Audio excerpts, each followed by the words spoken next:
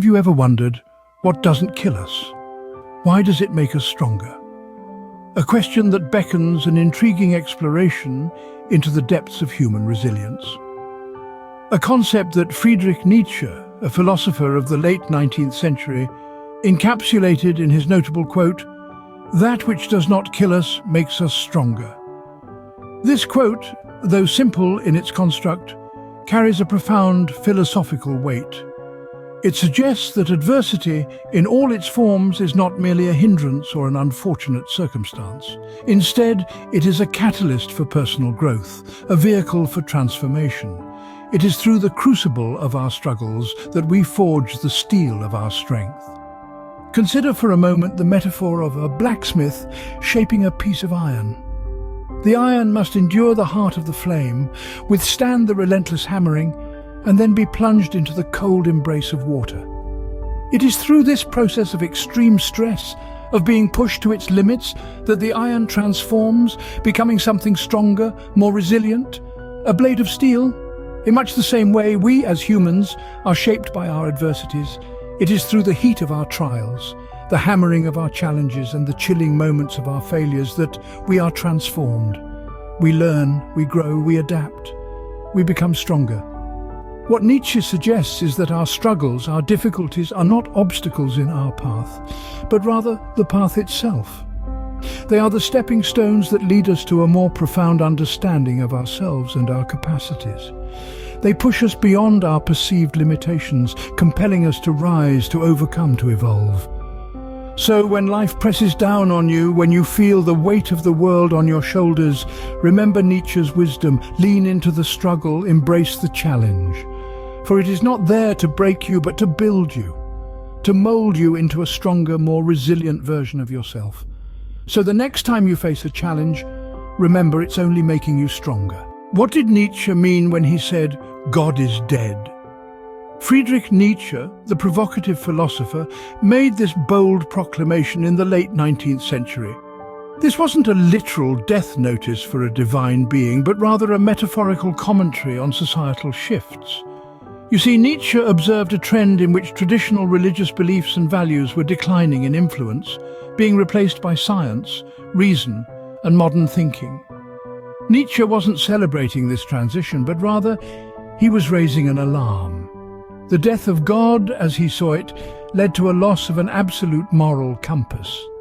Without the guiding hand of divine authority, Nietzsche feared that society could descend into nihilism, a philosophy that rejects moral truths and meaning in life. He believed that the death of God would leave a void that humanity would struggle to fill.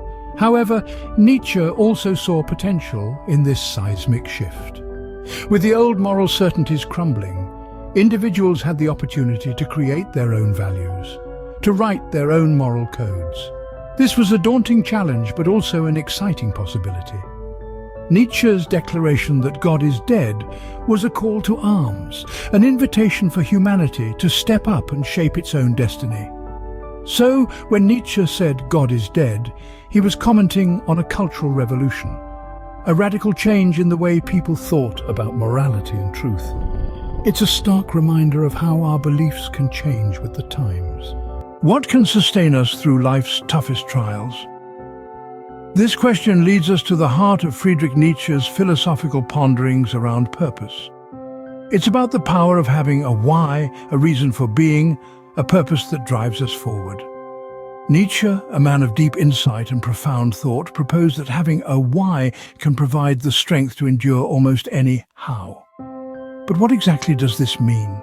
It means that when you have a purpose, a reason, a goal that you're striving towards, it gives you the strength to bear life's trials, tribulations, and hardships. It's about finding that underlying reason that keeps you going, that keeps you fighting, that keeps you alive. Imagine for a moment a ship in the middle of a vast, stormy sea. Without a destination, it's merely tossed about by the waves, at the mercy of the elements. But when it has a destination, a purpose, it can weather the storm, navigate the treacherous waters, and journey onward. That's the power of purpose. It's the compass that guides us, the beacon that lights our way. But it's not just about surviving. Nietzsche's philosophy urges us to go beyond mere survival. To live with purpose is to infuse our lives with meaning, to make our existence count, to contribute, to grow, to evolve. It's about transforming our struggles into stepping stones towards our goals, our dreams, our why. And so we circle back to Nietzsche's powerful assertion: he who has a why to live can bear almost any how.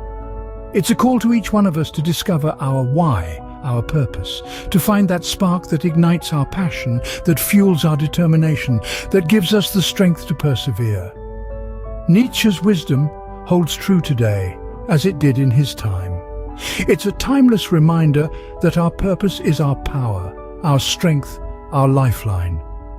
It's what keeps us going when the going gets tough. Remember, as long as you have a why, you can endure almost any how. Can you imagine a world without music? A bleak thought, isn't it? Friedrich Nietzsche, the profound philosopher, certainly thought so. He once stated, "Without music, life would be a mistake." A powerful declaration, isn't it? But why did Nietzsche hold such a deep appreciation for music? Well, Nietzsche believed that music is not merely an art form, but a fundamental aspect of our human experience. It has the ability to express our deepest emotions, thoughts, and experiences like no other medium can. It transcends language barriers, connects us to one another and even to ourselves. It's a catalyst for introspection and a mirror reflecting the complexity of our being. Music, according to Nietzsche, is a necessity, a vital part of life. It provides a soundtrack to our existence, turning the mundane into the extraordinary, the ordinary into the sublime. So next time you listen to your favorite song, remember it's not just music, it's a vital part of life. Have you ever felt like dancing to your own rhythm, even if others don't hear the music? This question, inspired by Friedrich Nietzsche, invites us to explore the celebration of individuality. It's a dance, a delicate ballet of the self, choreographed by the unique rhythm of our souls. Nietzsche believed in the power of individuality, the courage to embrace a different rhythm in life. He understood that the music we dance to may not always resonate with those around us, but that's the beauty of it. The dance of individuality isn't about conformity or fitting into a preset mold. It's about moving to your own beat, even if it seems unconventional to others.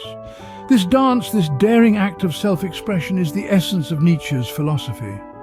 It's about finding your own music and dancing to it, no matter how the world reacts. Remember, those who dance may seem insane to those who can't hear the music. Do you still remember how to play like a child? Friedrich Nietzsche, a philosopher of the extraordinary, believed that within every real man, a child is hidden that wants to play. This isn't about reverting to childishness, no. Rather, it is about reconnecting with that part of you that is spontaneous, curious, and full of wonder. It's about that ability to be fully present in the moment, to see the world through eyes of fascination, and to explore life with a sense of boundless enthusiasm. Nietzsche's philosophy challenges us to cast aside the shackles of societal expectation and adult responsibility, if only for a moment, to experience the world as we once did, to play, to laugh, to wonder, to dream. These are not just the domains of the young, but the vital sparks that ignite the human spirit at any age. So unleash the child within and never forget the joy of play. What if suffering isn't just an inevitable part of life, but also a source of meaning? This question, posed by Friedrich Nietzsche, takes us to the heart of his notable quote: "To live is to suffer, but to survive is to find some meaning in the suffering." In the grand tapestry of existence, suffering is not an anomaly. It's a thread that weaves itself through every life, every story. But is it merely a cruel twist of fate? Or could it perhaps serve a deeper purpose? Nietzsche would argue the latter. He saw suffering not as an unfortunate byproduct of being alive, but as an integral part of the human experience. Pain, loss, hardship, these are not merely obstacles to be overcome. They are instruments of transformation, catalysts for growth. Nietzsche believed that our trials and tribulations could be transmuted into something of value. that through the process of enduring, we could find a sense of purpose, a reason to keep pushing forward. This is not to say that he glorified suffering or suggested we should seek it out. Rather, he acknowledged its inevitability and encouraged us to find meaning within it. But what does it mean to find meaning in suffering? It's a question that has been pondered by philosophers, theologians and thinkers throughout the ages. Perhaps it means finding a lesson in our pain, a silver lining in our struggles. Perhaps it means using our experiences to foster empathy and understanding, or perhaps it means using our trials as a catalyst for change. In the face of adversity, we are given a choice. We can allow our suffering to define us, to break us, or we can seek out the meaning within it, using it as a tool for growth, for transformation. In doing so, we do more than just survive, we thrive.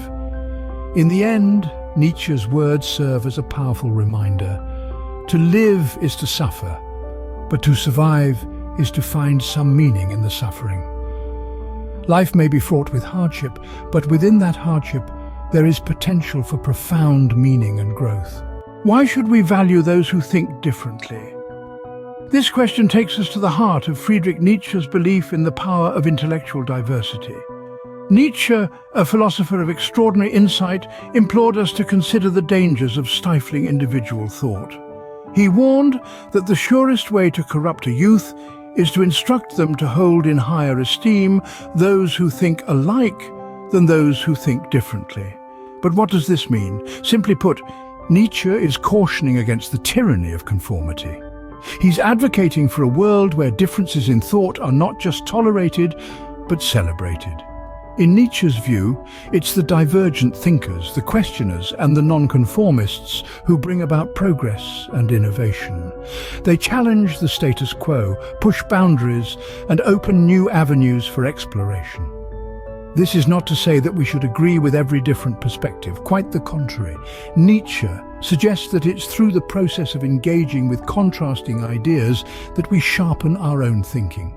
We test our beliefs, refine our arguments, and in the process deepen our understanding. But there's more. Nietzsche also saw diversity of thought as a safeguard against intellectual complacency. It's a call to keep questioning, to keep learning, to keep growing.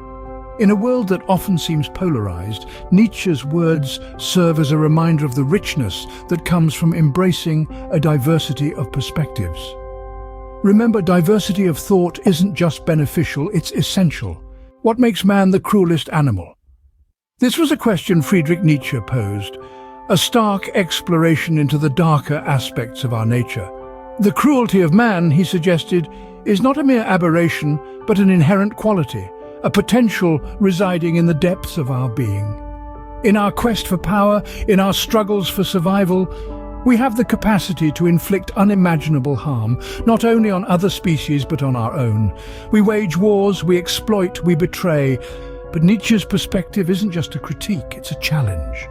It's a call to understand and confront these darker elements to prevent them from taking over. The cruelty we're capable of isn't our destiny. It's a part of us, yes, but so is compassion, empathy, love. By acknowledging our capacity for cruelty, we can strive to keep it in check, to choose kindness over harm, understanding over prejudice. It's a sobering thought, isn't it? But acknowledging our capacity for cruelty is the first step towards overcoming it. What does it mean to become who you are? This thought-provoking question, posed by Friedrich Nietzsche, invites us into a profound exploration of self-discovery and authenticity. It's a call to each of us, a beckoning towards a journey of understanding and embracing our true selves. In Nietzsche's philosophy, the path to authenticity isn't an easy stroll through a sunlit park. It's a demanding hike up a rugged mountain, fraught with challenges, obstacles, and moments of self-doubt. But from the summit of this mountain, the view is breathtaking. It's the view of yourself, your authentic self, in all its unique glory. Nietzsche urges us to peel away the layers of societal expectations, to shrug off the heavy cloak of conformity, and to step into the raw, unfiltered light of our own truth. It's about unlearning who you think you should be and embracing who you truly are. It's about standing in your truth, with all its imperfections and idiosyncrasies, and declaring, "This is me." But what does it mean to actualize your true self? To Nietzsche, It's about making conscious choices that align with your deepest values and principles. It's about expressing yourself freely without fear of judgment or rejection. It's about daring to be different, to be bold, to be you.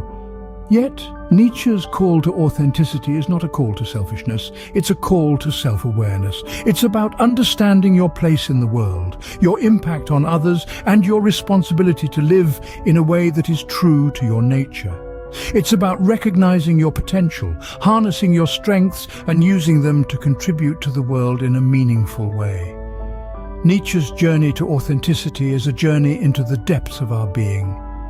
It's a journey of self-discovery, self-acceptance, and self-expression. It's a journey that requires courage, resilience, and a relentless pursuit of truth. So, embark on the journey of becoming who you are. It's the most rewarding journey you'll ever take. From the depths of self-discovery and the heights of self-expression, we now stand at the precipice of transformation. Nietzsche's journey to authenticity doesn't end at the summit of self-realization. It's a continuous journey, a cyclical process of becoming and unbecoming. And it's a journey that invites us into a pivotal transformation. The transformation Nietzsche speaks of isn't about changing who you are. It's about evolving into a more refined version of yourself. It's about letting go of the old, outdated versions of yourself that no longer serve you and embracing the newer, more authentic versions that reflect your true essence. This transformation isn't a one-time event, it's an ongoing process, a continuous cycle of growth, learning and evolution. It's about shedding your old skin time and time again and stepping into a new one that fits you better. Nietzsche's call to transformation is a call to courage. It's a call to embrace the discomfort of change, the uncertainty of the unknown, and the thrill of becoming. It's a call to step out of your comfort zone, to push your boundaries and to challenge your limits. It's a call to grow, to evolve, and to become the best version of yourself.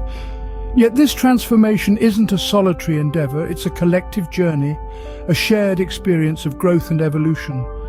It's about inspiring others to embark on their own journey of transformation and creating a ripple effect of positive change in the world. So as we stand at the precipice of transformation, let's embrace the invitation to evolve. Let's dare to become the best version of ourselves and inspire others to do the same. Let's embark on the journey of transformation and create a world that reflects our authentic selves. Here's to becoming, unbecoming, and becoming again. If you enjoyed this video and found it inspiring, don't forget to like and subscribe. We offer content that will inspire and challenge you. Our videos help you see the world from a new perspective. Remember, a like and subscribe goes a long way in supporting us. Thank you.